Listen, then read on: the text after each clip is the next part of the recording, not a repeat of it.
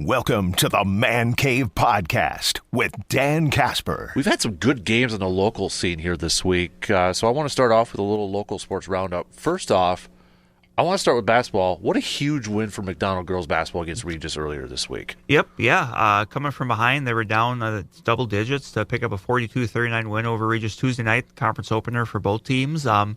Obviously, that's a game that had a little extra panache with it, with some stuff in the offseason. But still, I mean, the bottom line is it's a battle of two very, very good teams. Two teams that, obviously they're going to play again later this year, and it wouldn't surprise me if they play in the playoffs at some point. So, right. But a big win for first-year coach Sally Williams. That's a young McDonald team. It's kind of a similar story to their volleyball team, where it was a younger team that kind of found itself. And this team started off the year with a loss to Eau Claire North. Keep in mind that's a Division IV team playing a not just a Division I team, but a solid, good Division I team with the Huskies. And, they lost that game, but they came back. They picked up a win over Durand, who was a team that made the regional finals last year, and then a team, a very good Regis team. So, this Western Clover Belt this year in girls basketball, and boys basketball as well, but in girls basketball, it's, that you're going to have these matchups where, those two teams are going to be in the mix. Fall Creek's going to be in that mix. I think Bloomer's a team you're going to have to keep an eye on in that mix. They're younger, but they're really athletic. So, that's going to be a kind of a battle you're keeping an eye on throughout the year, and that's just a good one to kind of get under your belt right away. Right. Yeah, so I saw that one pop through on your, I think you tweeted. I was like, oh, wow, that was a big one. I believe the 10th straight win for McDonald over Regis, and, not that long ago, it was kind of it went the other way. Regis had a really long win streak over McDonald. That's just kind of how those rivalries go sometimes. Sometimes you can't seem like, you can't find a way to get a win, and then other times things kind of go your way. That's just kind of the nature of the beast. Right, exactly. So, and then hockey. You were at hockey. Overtime couldn't even decide it. No, double overtime couldn't. I believe that's the first tie I've ever covered in hockey, which is still a relatively newer thing. But yeah, Chippewa Falls and Eau Claire Memorial. I mean, I was kind of talking after the game with Coach Matt Lukowitz, and I said, I've seen dozens of these games, and they all kind of look like this. They were fast, they were physical, and normally at the end, it's just one team or the other kind of making a play to get the win. This was just one where, both teams kind of dug in defensively at the end, and, they skated to a tie. So that'll be, obviously that'll loom large as we get going here in conference play to see how that kind of tie works in there. But with Hudson picking up the big win over North, New Richmond picking up one over Rice Lake. I mean, the Big Rivers, I think, is probably the best hockey conference in the state. When you just look across the board and you factor in Chippewa, Hudson, Eau Claire Memorial, Eau Claire North, and then you kind of look at the the Division II type teams that are in that mix. New Richmond's won a state title recently. Rice Lake's won a state title recently. Both River Falls and Menominee have made trips to state recently, and I think part of that is a byproduct of them playing in the Big Rivers, and they're more than adequately prepared once the postseason comes. I mean, I think you're looking at another season like that. That's just kind of a sort of brawl from start to finish when you kind of look back at it once we get to February. So for boys basketball, because girls basketball started conference play this week, or some teams did? Some did. The Western Clover Belt did. I think the Big Rivers starts at the end of the week for girls. And boys, I think, starts next week, I remember correctly. Like these, the Dun St. Croix is going to be getting going here pretty quick. East Lakeland gets going next week. So yeah, it's that once you get past Thanksgiving week, it's kind of a full steam. Tuesday night was really the first night where it kind of felt like, okay, this is full on winter. Even though tonight's actually going to might be a little busier because you're going to have wrestling jumping into the mix. You probably have some swimming in there as well. So, but we're underway, and we've got big events. This weekend you've got both the Northwest Tip-Off Classic at Stout. That's always the one you talk about a lot. It is. It's an all day. Boys basketball games all day at Johnson Fieldhouse. UW Stout, Coach Lake and his crew do a really good job of kind of putting that on throughout the day. I know it's something a lot of teams look forward to, kind of getting a chance to go and play on the big court. You got a lot of Western Clover Belt schools there, Dun St. Croix teams. I believe Altoona's there from the middle border. A lot of, if you're looking for a place you want to go just watch a lot of local basketball, right? With some smaller to mid-sized schools, that's a really good place to do it. And Colfax is hosting pretty much the same thing with girls basketball. Where you get a lot of Western Clover Belt teams, Dun St. Croix, and really the crown jewel matchup in that one, which should be a dandy, is McDonald and Elk Mound. We just talked about what McDonald's able to do. Elk Mound was a game from state last year. Bring back a lot of that talent. They're going to be a favorite in the Dun St. Croix. that's the last game of the night. I think that's like 8:45, approximately. Depending on how schedules go, that might be a little bit later, but that should be a doozy of a game. Otherwise, you've got a lot of the other Western Clover Belt teams in action there as well. So, and Dun St. Croix and some other ones mixing in there. So that's over in Colfax. So if you got some time Saturday, you're looking for some stuff to some basketball to watch.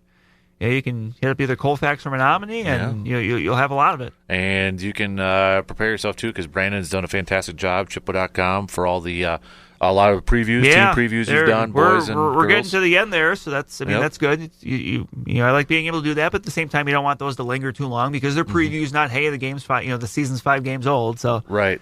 But check them all out, Chippewa.com, right? So they'll have over there. So and then a lot of stuff I've got kind of on the horizon once I get past that, just as far as some different type of feature story stuff like that. So business will be picking up. You mentioned wrestling kind of kicking off too, and I know I got a quick email shout out to Coach Jake over there at North. But North, he mentioned 72 wrestlers, one of the biggest teams in the states that they'll have. That is an impressive for boys wrestling. Yeah, that's an impressive number, and obviously that's.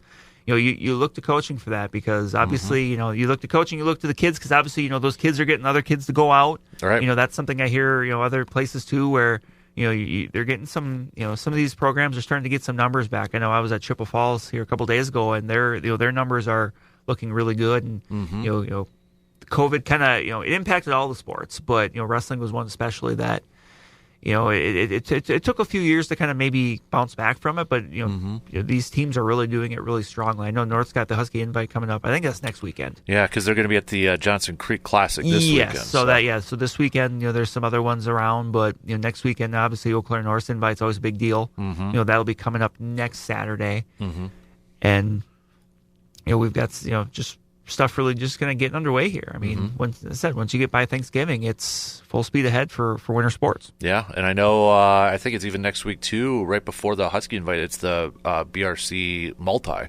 And that's something that the Big Rivers has done really since COVID. Is in a lot of cases they've gone from just straight up duels, which is one team versus another, to triangulars or quads or something like that to get more teams together to wrestle.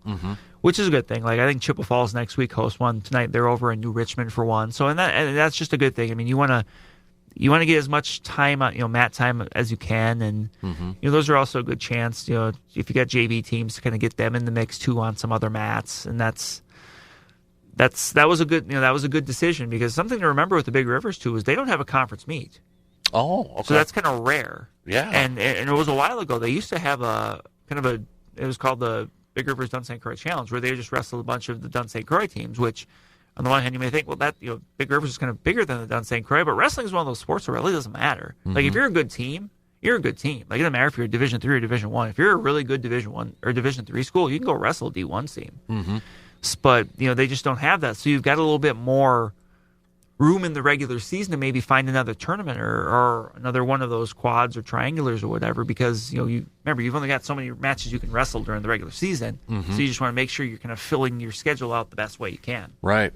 I know this week too we had some high school athletes announcing their commitments. Right. So, those are going on right now too for football. So the obviously the early signee window open for football here. So a lot of them from around the area. Right. I mean, just kind of flexing the muscle that this area has for football. Right. And transitioning that, I know it just kind of came out yesterday, but did you see the news at the Wisconsin Football Coaches Association?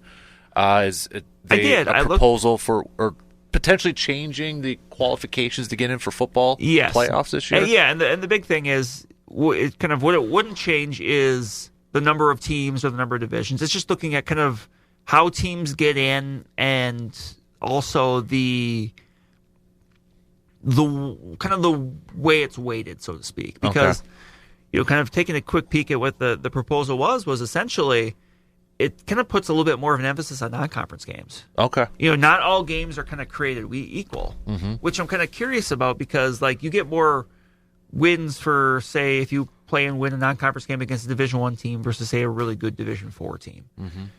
And I'm kind of curious, schedule-wise, how that might work because obviously, some of these teams, obviously a D7 team isn't going to go play a D1 team, but are you going to, when teams put out these schedules, if they're having that in mind, might some of these other teams kind of be a little bit harder for them to find games just because maybe they are a little smaller. So, I mean, that's that's something I'll kind of be touching base with some coaches and stuff on just to see. Right. Because it's a change. Right. And then it's. How much of it does it go off when does it relate to the WIA acknowledging that they had errors with that left Madison West out and Greenfield out? I don't know if it has too much to that. I mean, this is just something I think that's always a conversation. Mm-hmm. You're always looking for ways to make things better. And within the last few years, we've seen it with some other sports as well with, changing. The big thing is kind of going away from the quote unquote seating meetings to having it, seated electronically, which has its positives and negatives, but it's a system that Ohio uses. And I think that it seems like Ohio on the whole is pretty happy with. So I think it's just the Coach Association bringing something to the forefront saying, hey, this is something that works somewhere else. This is something we think has some merit. What do you guys think? Right. It doesn't mean it's guaranteed to pass. It doesn't mean it's guaranteed to fail. It's just something that's being presented to kind of maybe get that conversation going a little bit. Seems like if it's not every year, it's every couple of years. There's something with football that they're tinkering with, whether it's a conference realignment the conference realignment is constant.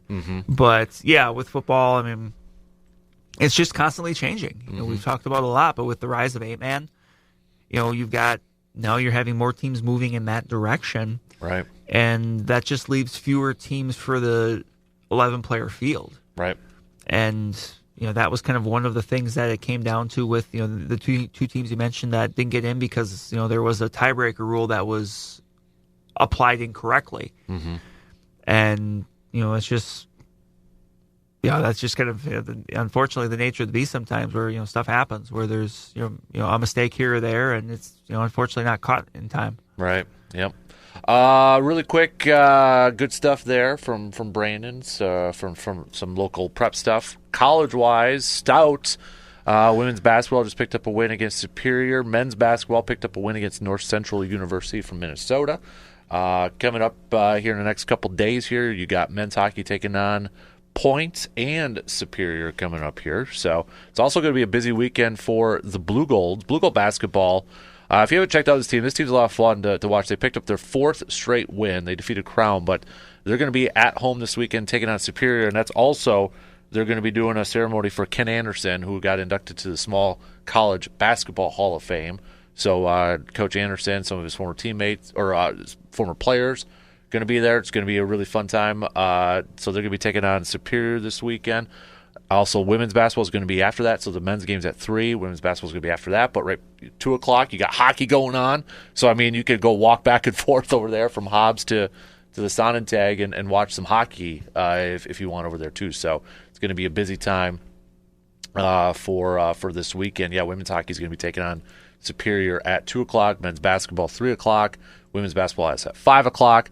And then men's hockey is taking on UW River Falls, number 10 River Falls. So busy weekend coming up here for the Blue Bulls. Right, and a quick shout out if I can. It's local in a WIAC way, but shout out to my alma mater, the UW Oshkosh volleyball team fell in the national quarterfinals for volleyball last night. So some local connections on that team. Sammy Prober, Chippewa Falls really emerged as a standout on that team. McKenna Barone from Cadott's a volunteer assistant coach on that team. A lot of other connections there, and just they made it that pretty far last year as well. But obviously, kind of flex on the strength of the WIAC there with making it to the the Elite Eight, so to speak. Exactly. So